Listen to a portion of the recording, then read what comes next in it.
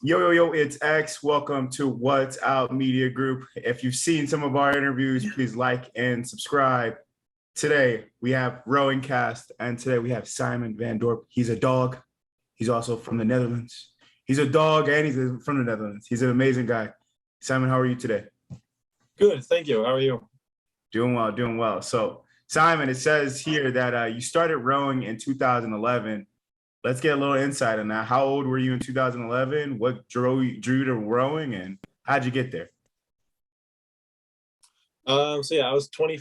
I was 14 in 2011. I'd always like lived on water. At least until the year before. Like I grew up on a houseboat in Amsterdam.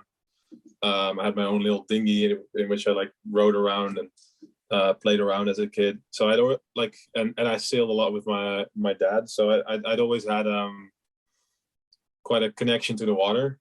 And then in high school, a friend of mine who'd been rowing for a couple of years, he was just like, "Yeah, no, you should come along. You're built for it. The coaches would love to have you." And so I tried it out in 2011, and like rolled into it, got more and more serious over the years, and then started rowing internationally in like 2014, and then it got like more and more serious every year. So back to when you first started, what did you get started in? Were you sculling? What were you doing? Yeah, sculling. So in the Netherlands, most juniors start sculling, especially if you're younger. So like for us, I actually started sweeping relatively fast for like junior rowing in the Netherlands, which I started sculling for the Dutch Junior 8 in 2014. So when I was 16, 17, I started sculling or sweeping, but before that, I was all sculling. And even when we were sweeping, we were doing most workouts in the single or in other boats. It started off for me in a quad, a cock squad, and then a double, and then the year after it was singles and doubles, and some quads as well. But you're just like playing around a lot of different boats, and at one point started getting more into eights. That's very interesting. Yeah, no, that's very interesting. I think nowadays US is trying to promote more sculling starting out. So they got like cock squads as, new categories for younger athletes. You think that's a good idea for the US to kind of follow the same patterns as like the Netherlands or countries abroad? I think it's great. It's already great to like have multiple small boats because you can just have more people try out the sport because you don't need a full eight. And you're not constrained to the whole eight. You can just go out on the water by yourself and build up some probably better boat skills too. I love the eight. It's a great boat to row, but it's very hard to start out in because you're not going to get the same boat skills. Because if you're in the single, like you can really learn how to deal with bad water or anything else. So no, it's great. Yeah, I think it's great for the US. Word. So 2014, that's when you really start getting into it seriously. So let's talk about that. How did that happen? Well, let's see. There's not that many rowers in the Netherlands, so it's a pretty small country. There's 17 million people there. It's like if you drive from north to south, it's 3 hours, and then from east to west, it's like 2. So it's not a very big country. And so like selection is also not crazy hard. It's not like the US where you have to have all of these camps. There's like a couple of training sessions where they do selection for like juniors, but and you have to send in your ERG scores, but there's not that many people to choose from. So then we had it like I was lucky that I had a really good junior generation. I had a really good junior generation at my club because I think that year we went to Junior Worlds with 5 guys from my club in our 8. What was the name of your club? Willem III, William the Third. Okay. It's in Amsterdam. It's and our coach was the coach for the boat too. Okay. So it was I was very lucky to be a part of that club and to have that group of people to form the basis of that 8 basically. And we had a couple other guys in there that are doing quite well now, actually.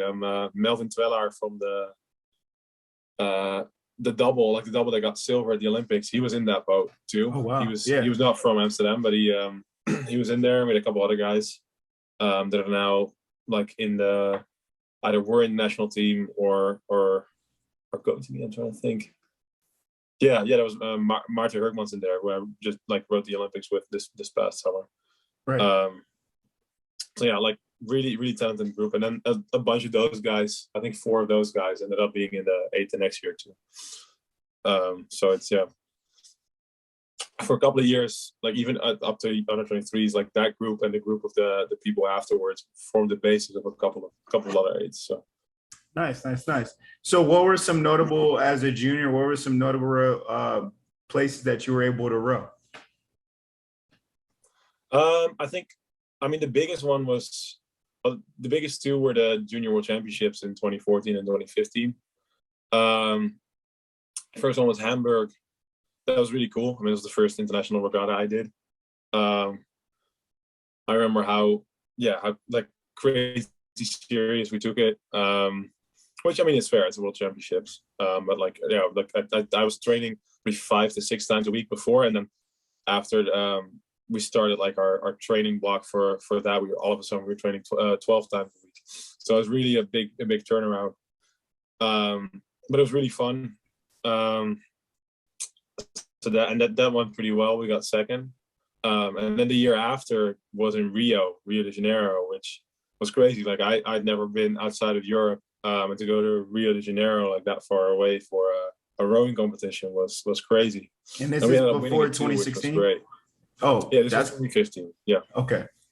So that's when the course was just new. Yeah. So it was. So usually, what they do for the Olympic regatta is the year before, the Junior World Championships are at the same venue. So in 2019, the Junior World Championships were in Tokyo, and in 2011, the Junior World Championships were in London. I think in 2007 they were in Beijing. So it's always to like test out the water, test out the facilities. So we rode on the Olympic course the year before, which was really cool. Which as like an 18-year-old rower, like, you know, I'd never been outside of Europe. It was crazy. It was awesome. I mean, our hotel was really close to the Copacabana, the beach. Yeah. Which, I mean, the coaches were trying really hard to make sure we didn't go to the beach until after the races, and they even told us that there were these like sandworms that would like crawl into your feet or something, that made up a random disease to make sure we wouldn't go to the beach. But yeah, in the end, like after the races were done, we spent a lot of time on the beach, and it was great. No sandworms. So so you guys won it in 2015 in Rio in the 8, correct? In 8, yeah, exactly. And so what made you say, okay, well, I'm thinking about going to America, I'm thinking about going to school in the States? What made you think about that?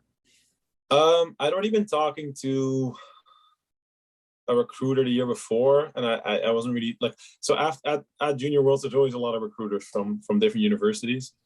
And the year before I was tall but not crazy strong. Like I was pretty strong. I think it was like a 6'10" or something. But like I was talking to maybe a little bit to Brown, BU, a little bit to Yale.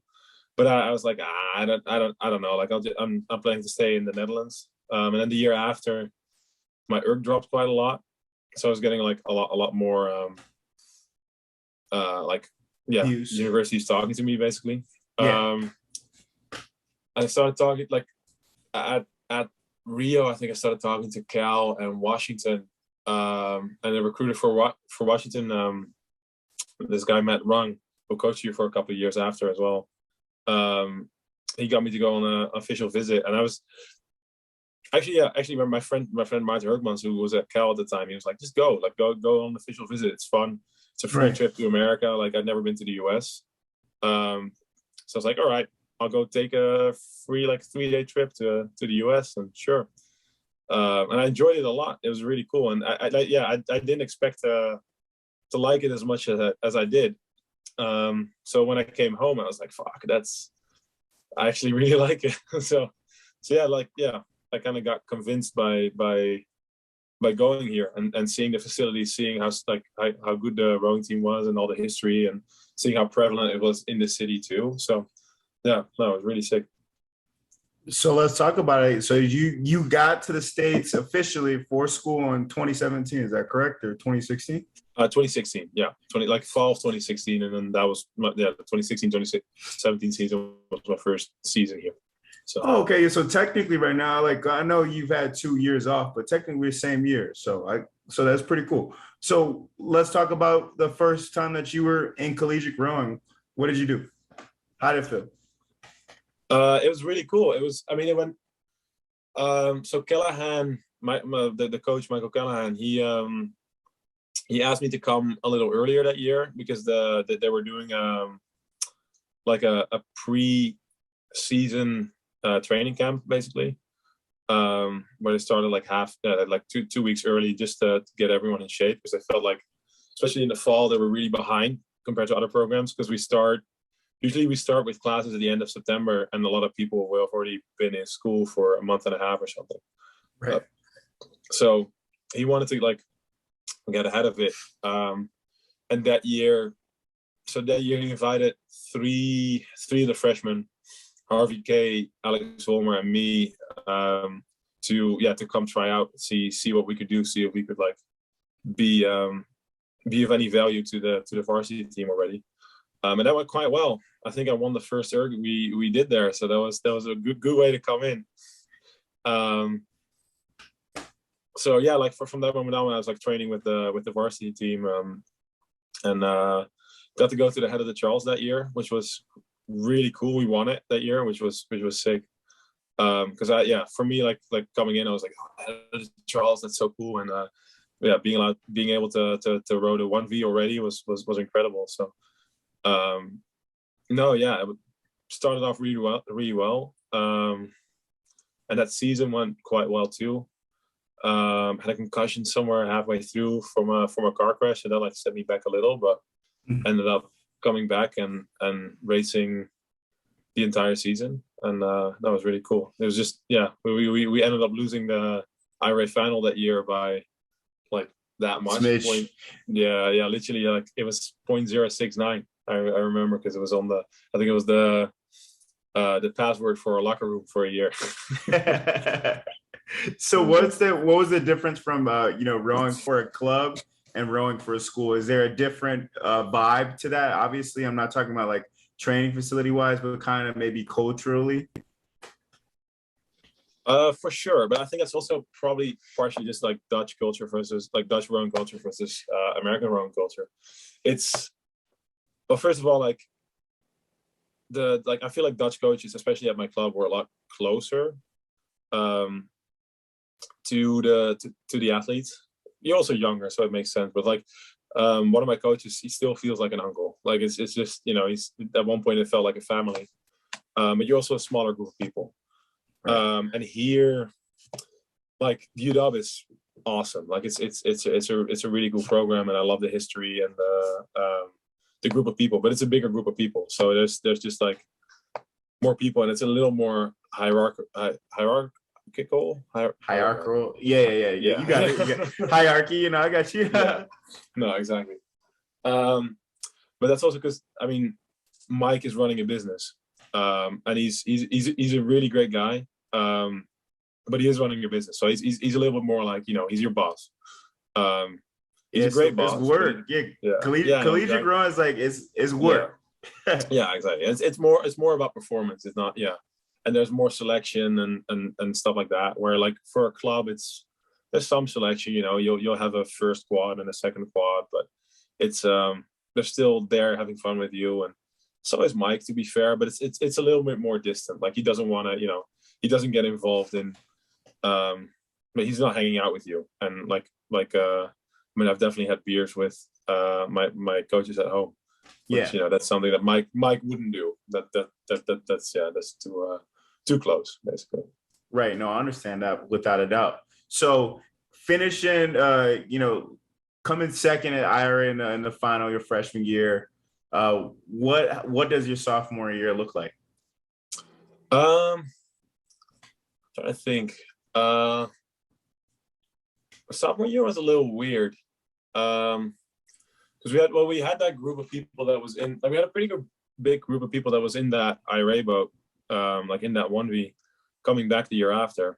I think we lost one guy. Genuinely, yeah. But for some reason, that season we couldn't really make it click. Like there was a lot of weird stuff going on that boat, and at one point Mike just took out 6 of us. It's like six people from the group of the 1V, and put him in the 2V. Like he just kept the stern pair, which like looking back at it, it made sense. Like at the time, you're like, well, like how can you do this? But the 2V was going really fast, like way too fast, comparatively. And also Right. they were genuinely going fast. Like it wasn't just comparatively. We weren't figuring it out, and they were. And then they went really fast because they did this, I think, a week before we had the duel against Cal, and then they like that, formerly 2V group with the 2 guys from the 1V ended up winning the duel against Cal with like by a length or something. Oh shit. Yeah. So pretty convincingly. And then from that moment on, they were pretty much the 1V. I think I was the only one getting seed race in and out, which, I mean, was stressful for me, but I know the other guys found it especially hard. Because there was guys in there like, Ben Davison, who's now doing really well for America, and some other guys like Arnold Lambo that had been really good throughout the year. But yeah, for some reason we couldn't figure it out that year. So it was really weird. I ended up at the end of the year in the 2V, so being in and out of the both boats. We won IRAs, but it felt weird. Like it also wasn't. We knew we could row better. Even like IRAs that year, we probably were like maybe the strongest 2V ever because we were crazy strong, but it wasn't rowing well. Yeah. But then like I came back in the Netherlands, and 2 weeks later I was at the World Cup in Linz, and we got 3rd. It was like literally, it felt like I had learned like relearned how to row within a week, and then it went well again. But yeah, it was really weird feeling of like not being able to do it. So with that, with that, what advice would you give to athletes? There's a lot of athletes who are, for some reason in the 2V, then they're working their way into 1V. They are in whatever boat they are. What advice would you give to an athlete? Like you went through that your sophomore year. What advice would you give to a whatever athlete, I guess? I think, the main one is just keep your head up. Like it happens. It's part of it. There's a lot of programs have a lot of really good rowers. And some people can figure it out at that time, and some people can't. I think we might have had an attitude problem in our boat. Like there were too many people that were just too convinced of their own right. Like they were like, oh no, we just need to do this. Like this is what we did. But then there was a lot of like people that thought they knew what was wrong, but then no one was talking, like listening to each other. And I think the main thing was just that it was really hard to get cohesive and on the same page. So I think that's a big one. Get on the same page with people, because you like, especially 8s, you can't row by yourself. And also just like, I don't know, look critically at yourself, but also don't give up hope. Like and at the end of the day, it's only a rowing race. Like there's much more important things in life than rowing boats from A to B.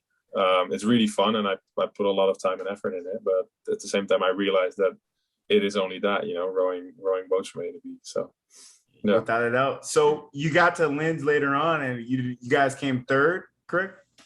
That was 2018, the 3rd World Cup. That was actually was also a weird season. Like it was really cool. What was really cool was that was the first year I made the senior 8. So like they took a gamble on me and Martin Hertmans from Cal, put us in that boat with a couple of guys that had just won the first World Cup in the 4, and 2 other guys, and we made an 8 because they kind of wanted to. They took that 1-4 and made it the basis for the 8, put some other guys in. I had broken the Dutch national record on the erg that year, so we're like, all right, let's put some power in there. And so and it went quite well. The first World Cup was like, we got third, which after training for a week and a half was we were pretty happy with. Then we got third again in Lucerne that year, second at Europeans, but then Worlds didn't go well. We got seventh at Worlds. There was I think maybe we might have been overtrained, or there was something going wrong in the group dynamics, or everyone just stepped it up and we didn't have that much further to go. But for some reason, we couldn't figure it out that we weren't as fast that tournament as we had been in training. But that's something that the coaches look back at pretty critically. I think they thought we might have been overtrained, but but that was also, I mean, it was really cool to be a part of the Dutch national aid for the first time. And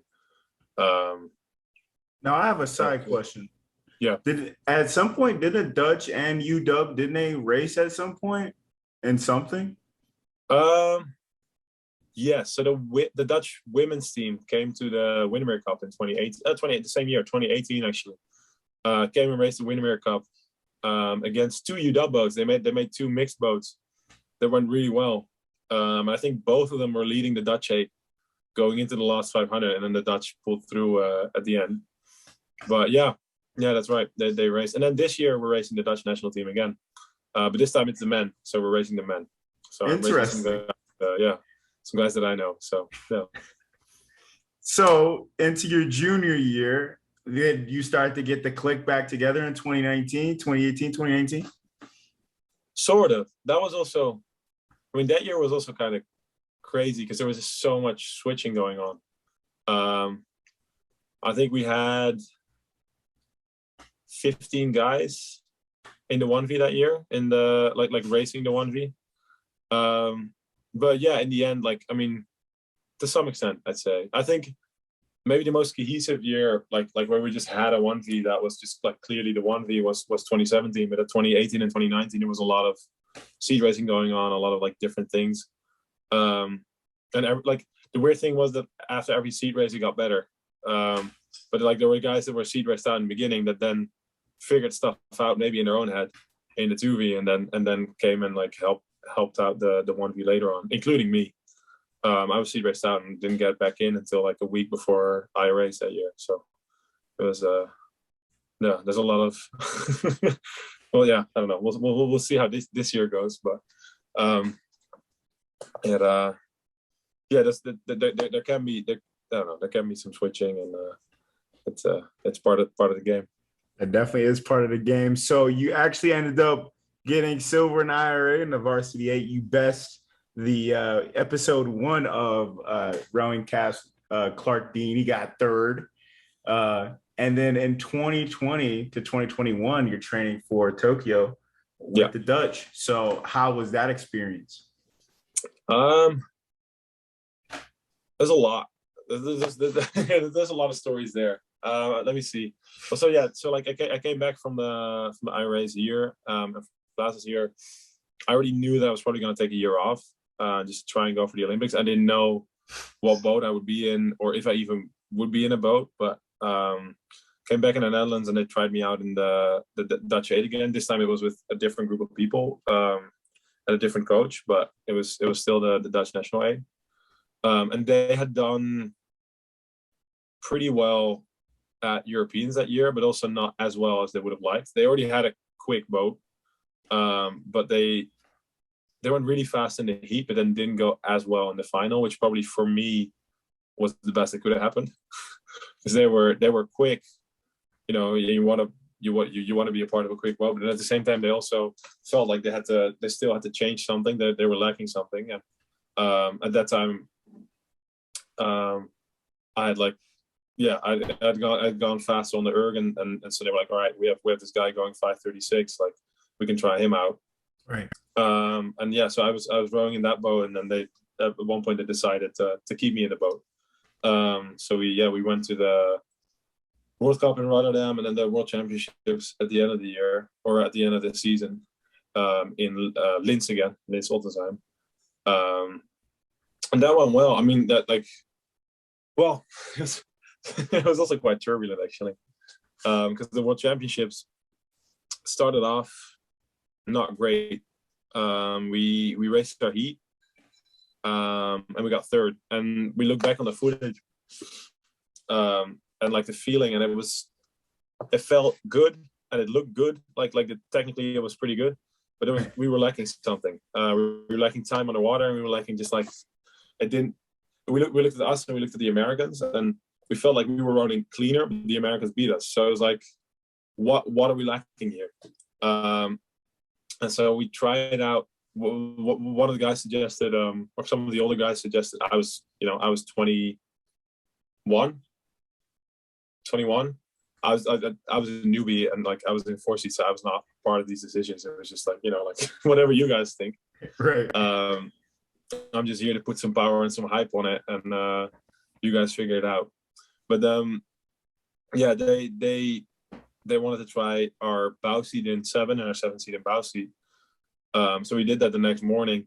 We did like one day between the heat, or yeah, like one off day between the heat and the repechage.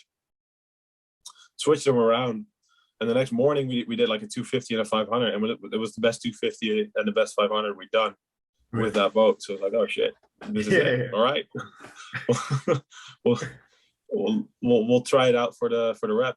And that was very tense because I mean the rep was basically like to qualify the Olympics you had to get top 5, and there's 6 spots in the final. So like if you're out of the rep, that's it for the Olympics. At least you can still make it at the last chance regatta, but it's regatta of death. Yeah, exactly. You don't want to go there. So yeah, like, and then we had a great rep. Like we literally controlled it all the way. I think we beat the Dutch national record there. We went up 5:21, I think. Yeah. And no, it was sick. Like really good race. And then in the final, we beat the Dutch record again. We're going 5:19. We got second, like really like a half a second down on Germany that year. Yeah.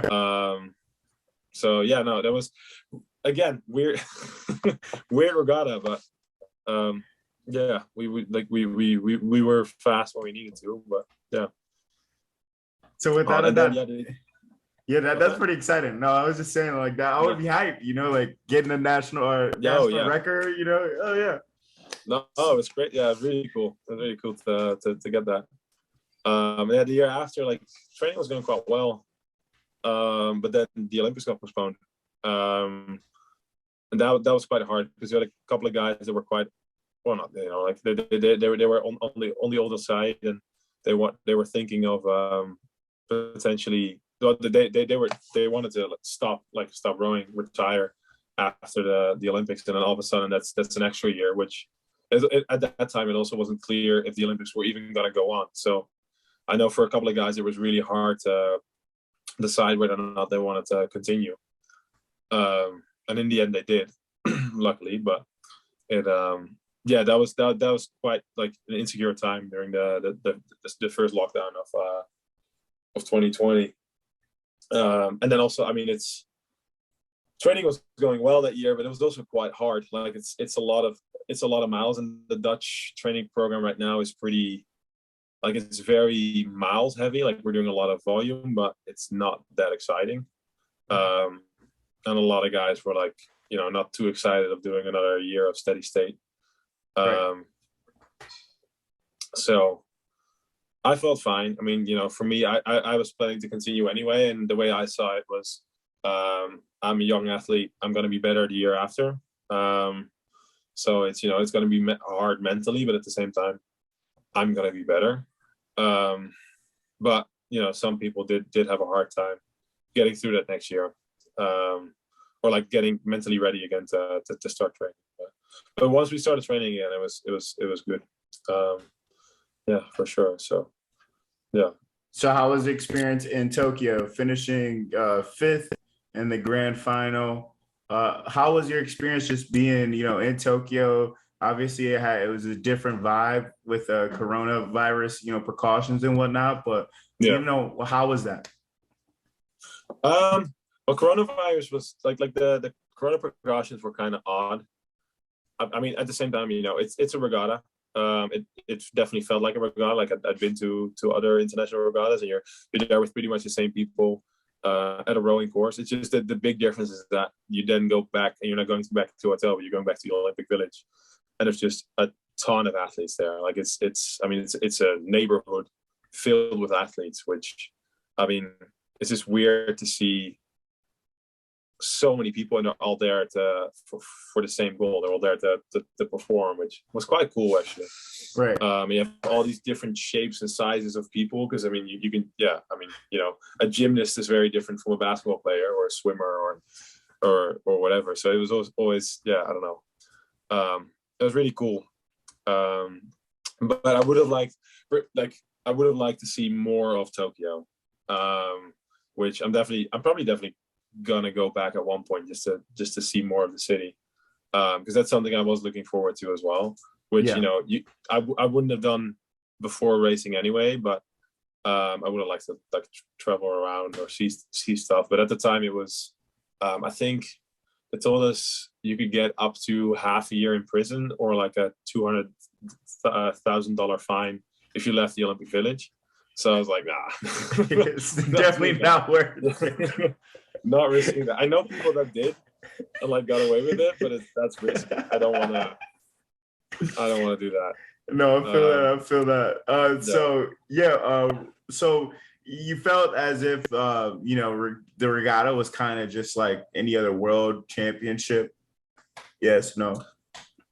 To some extent, it was different. I mean, there was a lot of tension with COVID. There was a couple of cases in the Dutch national team, allegedly from this one guy on the plane that they were all sitting around. But that stirred up some drama in the Olympic Village, because I think one of the nations at one point was trying to like get us out of the Olympics. Basically, they were like, no, like they have a couple of Olympic or a couple of COVID cases, they can't come to the regatta center, or like to the course, which that was kind of stressful. Which at the same time, that's politics that I'm not involved in, but it definitely caused some tensions with some other countries. We had to at that time we had to like take cabs, take taxis to go back and forth. We couldn't like take the same buses as the other nations, which for us, like I was in the 8, we had no cases, and that I think we had the biggest rowing team there. I think we had the most boats qualified. So it was also like, we have the most people. It's likely that we're gonna be the people with some COVID cases, and literally all the COVID cases. Yeah, and they were all from the same plane. They were all sitting in the same vicinity. It was just very unlucky that they were sitting next to this one guy that must have had it, which was just really unfortunate. But then that caused a lot of tension with some of the other countries. But in the end, I mean, we were there. We knew we were there to compete, and at in the end of the day, as long as they're gonna let us compete, we were gonna do that. It wasn't, I mean, the regatta itself, the final was quite, what's the word? We weren't too happy with it. I felt like we really left a lot out there that we could have gone a lot faster. We definitely felt like we could have fought for the win. I know New Zealand stepped it up in the final, but at the same time, like, we did not row the way we could. I think like our heat was really good, but at the same time, I think we all felt like we could still step it up. The second 1,000 wasn't as clean as we know we could row, but at the same time, we were in control of that race, so it felt fine. And we beat the New Zealanders and the British there like fairly easily. And then the final, I don't know,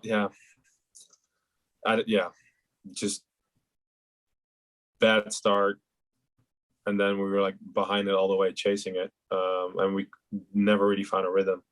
Got fifth. I mean, like, don't get me wrong. Like I think it's very cool to go to the Olympics and get fifth there. But at the same time, I'd be lying if I said that. I also am not disappointed at how it went. Because I think, if we would have rubbed it, that's always like if.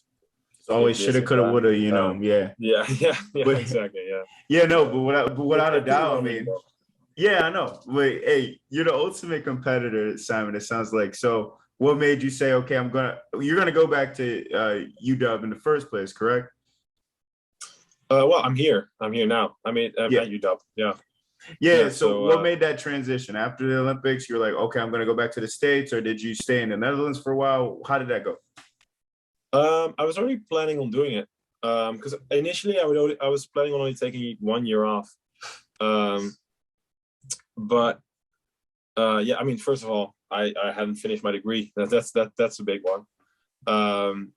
Which, I definitely wanted to finish. And also at the same time, I love this place.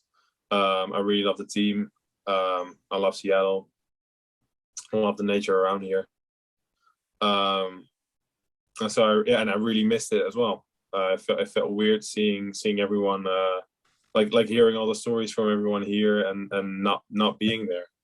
And I was really proud of everyone when they won last year at the I-Race. Yeah, I think they did incredibly well in a really hard year. I mean, just the fact that they were able to go a full season without any COVID cases was incredible and definitely helped them win that championship. So I was very impressed with the commitment of everyone here, and I already knew I wanted to come back. And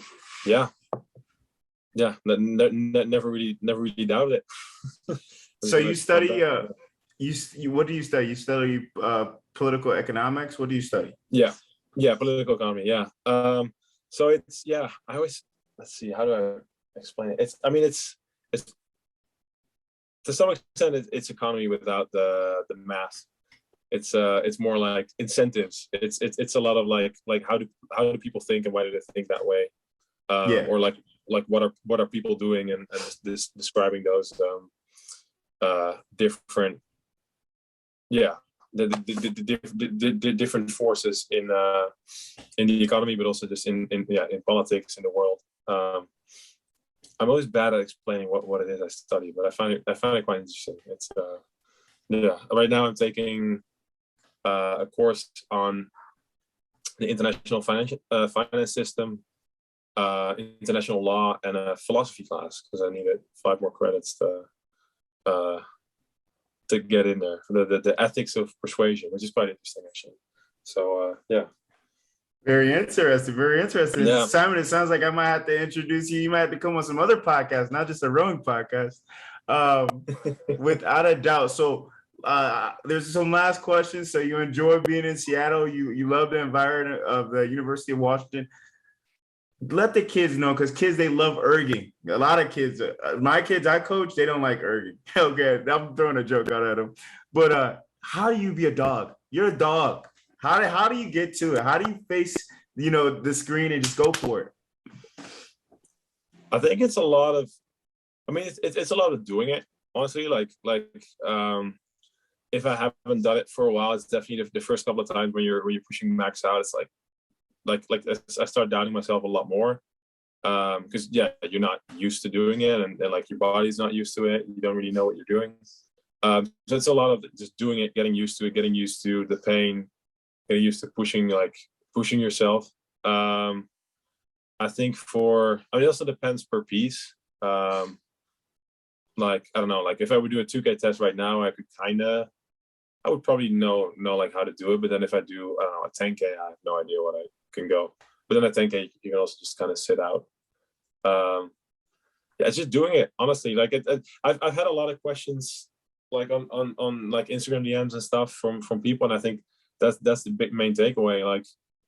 There's not that many secrets. It's just the main person that knows how to go faster is yourself. And there's a different limit for everyone. I think maybe some people sometimes get stuck in a number that they can't get under. But I think the biggest thing is just stay open-minded. Don't try to well, maximize your own piece. I think that's the biggest one. Maximize for yourself, and then as long as you're doing that and you're like constantly trying to find improvements, then you're gonna go faster and faster. As long as you train well. What a wonderful answer to that. I feel like that everyone sounds like a broken record whenever you talk about ERG scores. It's just, hey, you got to find it. You gotta fight it yourself. You'll figure out how you can, redline a piece, how you can actually, get the splits you want. You got to work towards it though. You got to get the meters in, and then then it's not too bad. Like when you think of it, I mean, it's still bad. Don't get me wrong, but it's nothing. I feel like a lot of younger kids and even younger college athletes, that is such a big, mental, I guess, barrier to them in some way. Yeah. I think adding on to that, I think that the biggest thing for me, like when I'm doing well in a piece, I'm not really thinking about much else than just like like I'm thinking quite analytically almost, like even in a final sprint when I'm like dying and my legs are starting to shut off on me. The good pieces are the ones where I'm just like analytically thinking, okay, how much can I like put on now without how much can I put right now? How much can I add on to it? Am I still in a good spot? And then, I mean, in the final sprint, you're just going max, and like closing your eyes and going. But I think, the best pieces are the ones where I can take a step back and let the pain be the pain and just do it.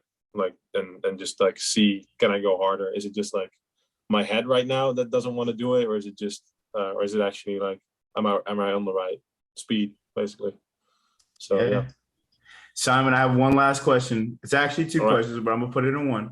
Okay, what's your advice to younger athletes, especially rowers? And then what's the future like for you? You right now got another season left for UW. Is it just one last season?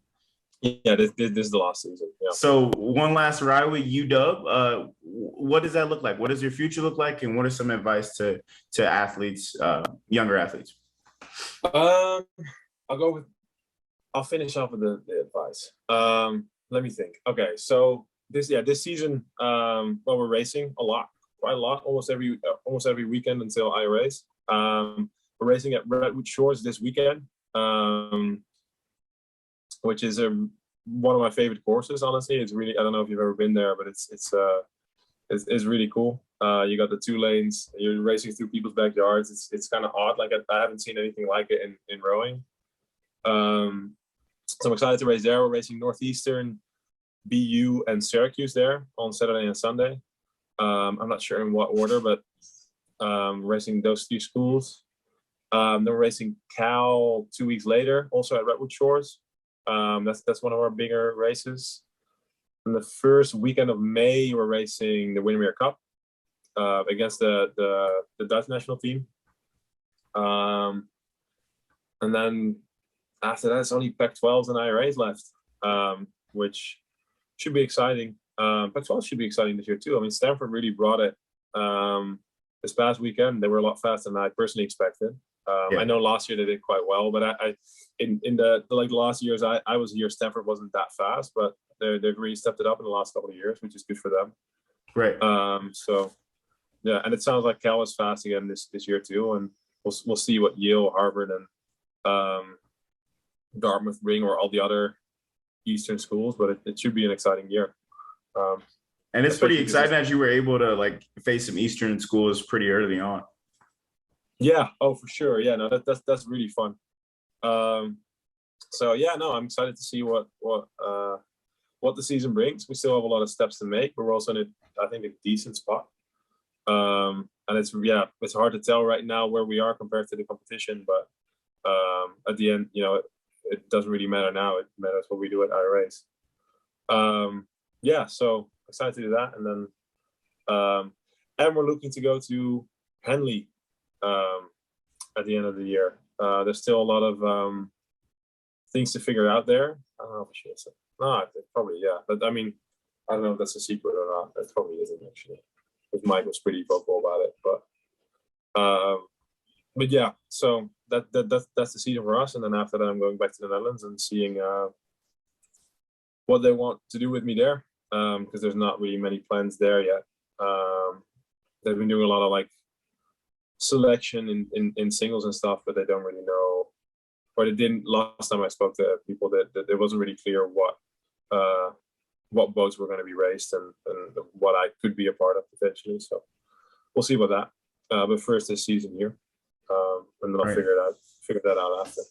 And in terms of advice, let me think. I think the biggest thing is just to like make sure it stays fun and like trying to find ways for it to keep it fun. In the end, it's like I said, it's rowing boats fast from A to B, and if you're not enjoying that, then it's it's kind of a silly thing to put a lot of time in. So I think that's the biggest one. Like, have fun while you can, and enjoy the competition. But also, if you're not enjoying the competition, if you are enjoying just rowing around, enjoy that. And yeah, for me, I mean, I still try to enjoy everything I do, and I enjoy most of the workouts I do right now, which is great. Which is also why I'm still rowing. So yeah.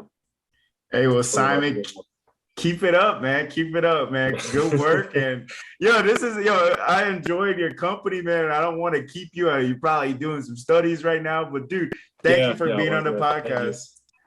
I appreciate you. That was good. Yeah, thank you. It was good. All right, that's been the RowingCast episode 4. Simon van Dorp, a dog, a Netherlands guy. Have a good one.